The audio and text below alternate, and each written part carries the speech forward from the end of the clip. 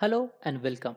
Since you are watching this video, chances are pretty high that you have some interest or there is some sort of an excitement about the professional Scrum Master certification.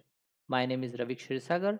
I'm a professional consultant and trainer in the domain of Agile, and in this video, I'm going to help you understand some specifics about professional Scrum Master certification. So before I get into the details of the video, let me quickly introduce myself. I'm a professional Scrum product owner, a certified Agile coach, as well as a Kanban management professional. I'm also a SAFe program consultant and I hold three key certifications from PMI, namely PGMP, PMP, and PMI SAP. I'm also a certified PMO consultant. Over my 20 years of career, I have worked in both spectrum of the world with the traditional project management as well as the agile way of working. And I'm hopeful that in this video you will get some understanding about what this certification means and what does it mean to earn this certification. So with that note, let's get started and I will take you to the agenda. So there are four topics I'm going to cover. Introduction to Professional Scrum Master Certification, who should take up the certification, the course curriculum, and then we will wrap up with the exam details. So here are some insights about Professional Scrum Master Certification. It is one of the most popular and industry recognized certification for Scrum Master role. It is administered by Scrum, the home of Scrum as we fondly call it, and it is founded by Ken Schwaber. The focus of this certification is on servant leadership qualities to assume Scrum Master role effectively, and it is a great way to demonstrate Scrum knowledge and skills. So, who should take the PSM certification? The answer is very simple. PSM is for everyone who is part of product delivery team. So no matter what your role is, there is something for you in this course and certification. For example, for practicing Scrum Masters, they can gain a scholastic understanding of Scrum. The product owners can learn how to collaborate with the Scrum team. The development teams can learn the Scrum process and improve product delivery flow, and stakeholders can appreciate the role of Scrum Masters. Bottom line, if you are embarking on Scrum journey, PSM1 is for you. So let's discuss about the course structure. The course curriculum of PSM is aligned with the competency map suggested by scrum.org, and I'm going to show you the competency map on the next screen. So here you go.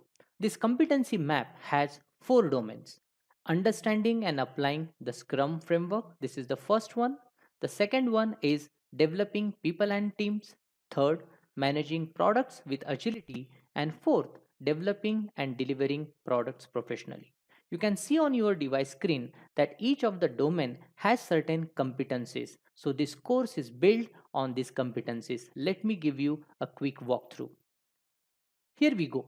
Let's begin with the first domain, understanding and applying the Scrum framework. There are 6 competencies within this domain. Let's take a closer look at them. Number 1, empiricism. Empiricism is related with solving complex problems using theory of empirical process control. So this course will help you understand what does empirical process control means and how to apply to the projects. Number 2, Scrum values. There are 5 values defined by Scrum: focus, respect, openness, commitment, and courage. This course will not only help you understand the foundational aspects of these values, but it will also help you understand how to apply them on your projects. Number 3, Scrum team. Understand how product delivery responsibilities are distributed among the three key roles. Scrum prescribes only three roles: product owner, Scrum master, and development work. All the work that is required to be done to take a product from concept to delivery is distributed within these three roles. So, in this course, you will understand how these roles have those responsibilities distributed or shared among themselves. Number 4, Scrum events. Scrum prescribes 5 events: sprint, sprint planning meeting, daily scrum, sprint review, and sprint retrospective. This course will give you an in depth understanding about the specifics of this event. Next, artifacts. There are 3 artifacts prescribed by Scrum: product backlog, sprint backlog, and increment. And lastly, the definition of done. So this course will cover the details about the artifacts and what does a definition of done mean. Let's move to the next domain, that is developing people and teams. So the first core competency mentioned in this domain is self-managing teams. Here you will understand and implement the concept of self-management. You will understand how this concept is extended to the teams, what we call it as a self-managing team. Number two, facilitation. One of the important attribute for an effective Scrum Master. So here you will understand the facilitation tools that enable collaboration and transparency. Number three, leadership styles. There are several leadership styles and you will understand how to apply a leadership style that suits a concept or a context.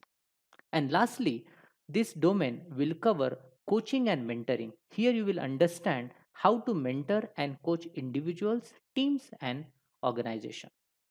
Now let's take a look at the third domain, which is managing products with agility. The first competency covered in this particular domain is forecasting and release planning. Here you will understand and apply the concept of adaptive planning to plan, develop, and deliver value incrementally. Number two, product value. You will understand what does value means to stakeholders and how to deliver it. And number three, product backlog management. Here you will understand how product management enables stakeholder engagement and value delivery.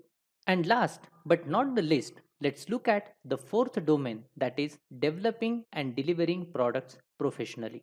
So the first competency that is covered in this domain is emergent software development. Here you will understand how to do away with the concept of big upfront design and adapt a new way of emergent development. Second competency is managing technical risk. Here you will understand how to manage technical risk that can adversely impact product performance and security. And the last competency covered in this domain is about continuous quality. And here you will learn how to build quality products. So this entire course is structured around these four competencies. Now let's take a look at the exam details. The exam has 80 questions and these questions could be multiple choice, true or false, or it could be multiple answers.